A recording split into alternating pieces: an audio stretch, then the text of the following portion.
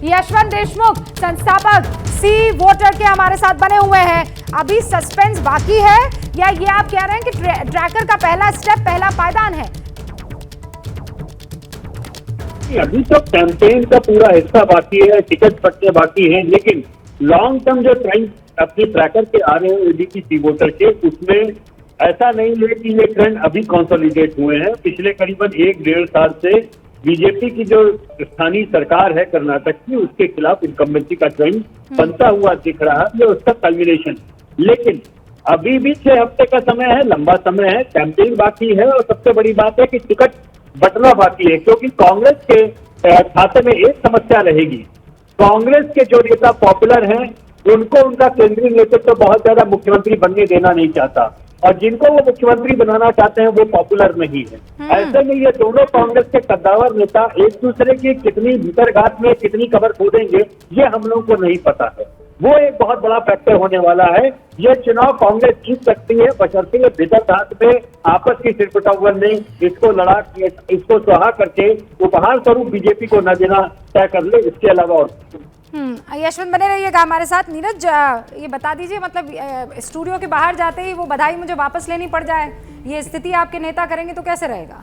रूबिका जी, हम तो कह रहे हैं जनता के जो मुद्दे हैं, 40% की कमीशन खोरी, भारी बेरोजगारी और लोगों को बांटने की जो राजनीति भाजपा उसने तो दे दिया ना आपको, सरकार वाला नंबर दे दिए नीरज भाई, उसके लिए आपको बधाई। लेकिन ये दोनों नेता जब सिर फुटबॉल करेंगे तो वो नंबर्स फिर कहां जाएंगे? रूबिका जी देखिए, कांग्रेस इकलौती पार्टी है जिसने 125 सीटों पर अपने दावेदार अभी उतार दिए हैं। हाँ। कोई सिर फुटबॉल नहीं है। माननीय राष्ट्रीय अध्यक्ष खड़गे जी इस पूरी सिचुएशन को देखते रहेंगे। उनका जो राजनीतिक इतिहास है कर्नाटक में, पूरे देश जानता है इस बारे में, और खड़गे साहब इंश्योर करेंगे कि कांग्रेस की सरकार बने, जनता के मुद्दे आगे रहें और उसका निवारण हो। सर, लेकिन ये पंजाब में इंश्योर नहीं हो पाया था, राजस्थान में तो चलिए जादूगर हैं सीएम साहब, इसीलिए थोड़ा खेल कर गए, लेकिन वहां भी बड़ी गड़बड़ी हो जाती। कर्नाटक में भी बिल्कुल वैसा ही तो मामला।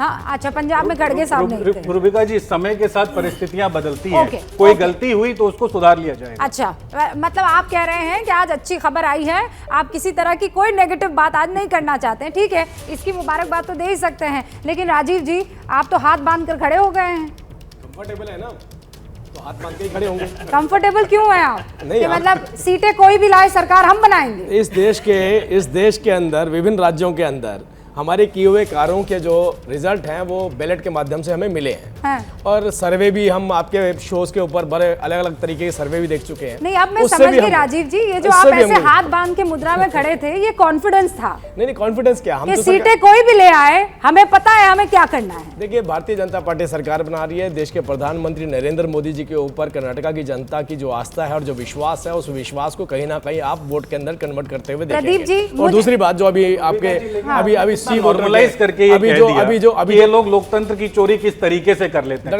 ये लोकतंत्र के लिए बड़ा खतरनाक है। जब नंबर्स आएंगे जो जीतेंगे उसका कम से कम आप लोग सम्मान करिएगा। रात को किसी को शपथ लेने मत भेज दीजिएगा। अरे भाई, सम्मान तो हम करते हैं, अगर हम सम्मान ना करते तो इलेक्शन कमीशन के ऑफिस में थोड़ी बैठ जाते। मुझे एक बहुत वरिष्ठ पत्रकार ने बातचीत में ये बात बताई थी कि ये जो भी टैक्टिक्स बीजेपी कभी कभी अप्लाई कर लेती है या most of the times apply कर लेती है, ये सीखी तो आप ही से हैं। देखिए रूबिका जी, मैं बार बार कह रहा हूं, आज की परिस्थिति में बात करें तो ये लोग वही तो बोल रही हूँ, सीखी तो आप ही से है। आपको गुस्सा आया कि ये लोकतंत्र की हत्या है, लेकिन ये सीखी तो आप ही से है। भजन लाल पूरी की पूरी सरकार लेकर कांग्रेस में आ गए थे जनता पार्टी। रूबिका जी, और बड़ी बात कह देता हूं, कांग्रेस ने जो गलतियां की अगर भाजपा दोहरा रही है तो हम लोगों ने तो खामियाजा भुगता, हम लोगों ने सीखा। अब आप लोग सीख जाइए, नहीं तो आप लोगों का बोरिया बिस्तर ऐसा पैक होगा कि दोबारा नंबर नहीं आएगा इस देश में। हमें सीखना किससे? राहुल गांधी जी से।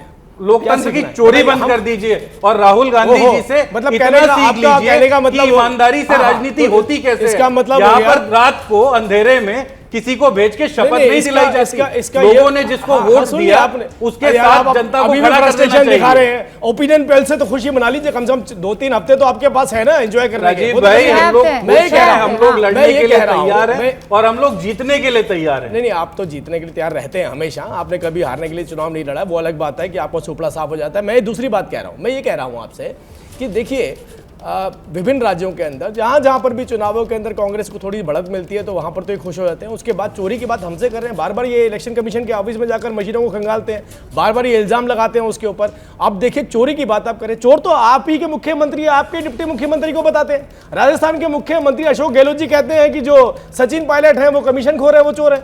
आप बताइए, आप अपने ही मुख्यमंत्रियों को, अपने ही नेताओं को गाली खुद देते हैं और हमारे को बता रहे हैं कि आपके जी। अब मैं आपसे कह रहा हूं, ठीक है, माननीय मुख्यमंत्री ने इस तरीके की भाषा का प्रयोग ना तो डिप्टी सीएम के लिए किया, ना किसी और नेता के लिए किया। संजीवनी घोटाले में जो केंद्रीय मंत्री है उसके बारे में जरूर किया कि कैसे 900 करोड़ रुपए लोगों के संजीवनी घोटाले में एक केंद्रीय मंत्री ने।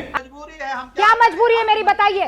मैं अभी आपको बताती हूँ कि मैंने ओए होए होए होए, नमकीन के चटकारे लेते हुए टकटकी मार के डिबेट शो को पॉज रिपीट कर करके देख रहे हैं जोगिंदर जी। इनकी तरह आप भी देखें अपनी फेवरेट डिबेट्स को रिपीट कर और डाउनलोड कीजिए एबीपी लाइव ऐप अपने स्मार्ट टीवी पर।